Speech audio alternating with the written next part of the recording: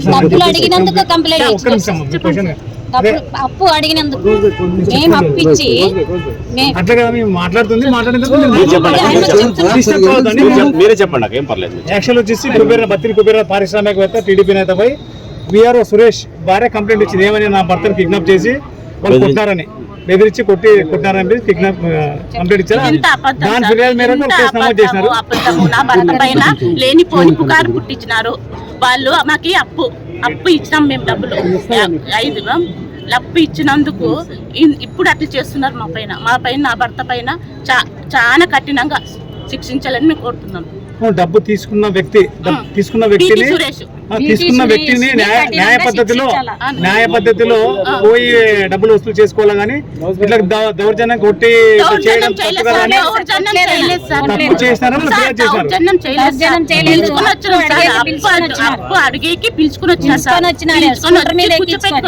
ఫ్యాక్టరీలో తిరుగుతున్నాడు అతను కూర్చోపెట్టి ఎంజాయ్ చేస్తున్నాడు కూర్చోపెట్టి తింటున్నాడు అంత చేసి అది కిడ్నాప్ అని ఎట్లా చెప్తారు సార్ మీరు? యాక్చువల్ మేము కాదు చెప్పేది పోలీసులు నిర్ధారణ చేసి 3 కేసులు పెట్టారు, కిడ్నాప్ కేసులు పెట్టినారు. వాళ్ళిద్దరు భార్యకి ఫోన్ చేసి అట్లా చెప్పమని భార్య భర్తలు మాట్లాడుకొని అట్లా నా భర్త పైన పోలీసులు తప్పుడు కేసు కట్టినారంటారు. ఇప్పుడు వాళ్ళు చెప్పినారు కదా సార్ తప్పుడు కేసు పెట్టినారు సార్ వాళ్ళు. నా భర్త పైన తప్పుడు కేసు పెట్టినారు సార్ వాళ్ళు. రాజకీయంలోకి ఎక్కినారు. అంటే మీరు కూడా ఆయన డబ్బులు కట్టకపోతే లీగల్ గా కోర్టు ద్వారానో అప్పు అడిగినాము. రాత్రి వచ్చేసి పోలీసులు అక్కడ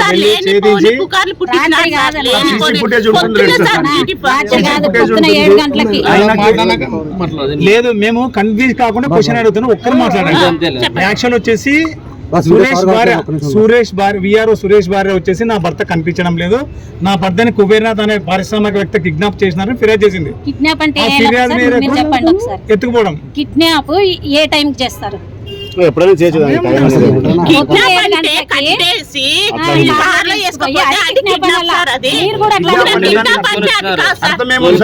మీకోసమే అడుగుతున్నామా? మీరు ఎందుకు డిస్టర్బ్ అవుతున్నారు? మీకోసమే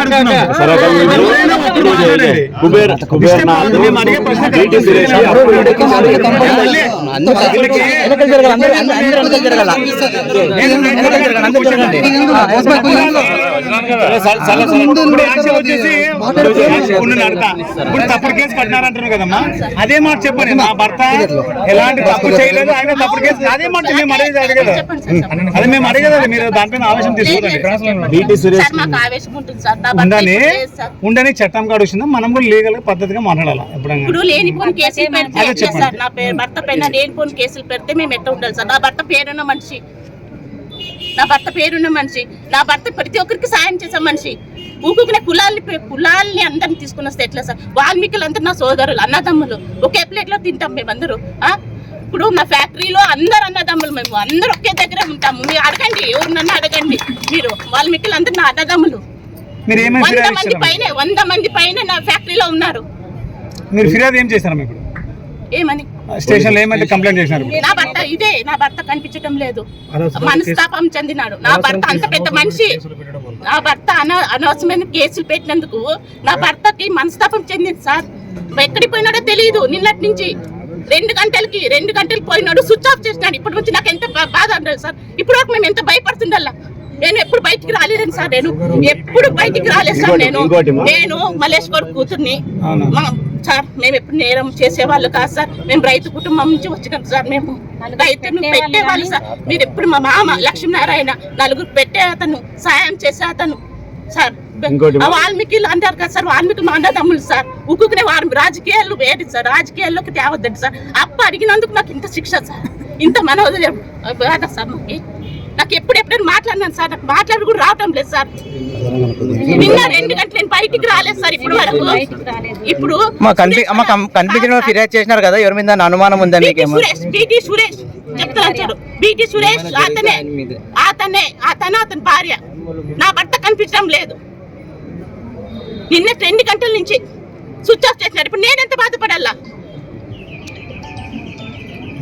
ఇంకోటి మా బీటీ సురేష్ నుంచి ఆల్రెడీ ఆదంలో చాలా వరకు అప్పులు చేసినాడన్న అపవాదం ఉంది కదా, మీరు అతనికి డబ్బులు ఎందుకు ఇచ్చారు? సార్ ఎంత అప్పు ఇచ్చారు? తీసుకునేవాడు ఎంత నమ్మిస్తాడు సార్, ఎంత నమ్మిస్తున్నాడు సార్. 2.5 సంవత్సరాల కింద నా భర్త ఎంత అనుకూలంగా అడిగినాడు సార్. 5 లక్షలు ఇచ్చినాడు సార్. ప్రతిరోజు ఫోన్ చేస్తున్నాడు.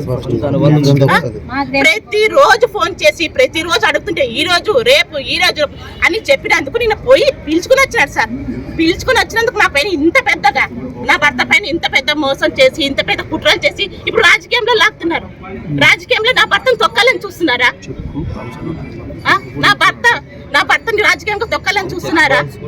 అన్ని ఉన్నాయి సార్. మీకు ఆధారాలు కావాలంటే చెక్కులు ఉన్నాయి, చెక్ బౌన్స్ కూడా ఉన్నాయి, ట్రాన్స్ఫర్ నోట్లు ఉన్నాయి.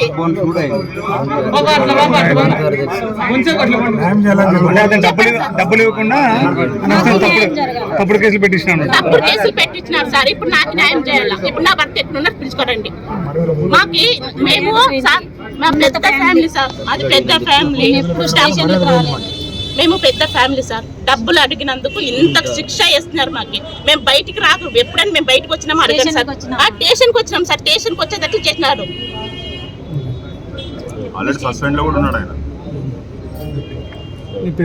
నీ పేరమ్మా? సార్ లోకేశ్వరి కుబేర్నాథ్ భార్య. వాళ్ళందరికీ మా ఆయన నేషనల్ సెక్రటరీ.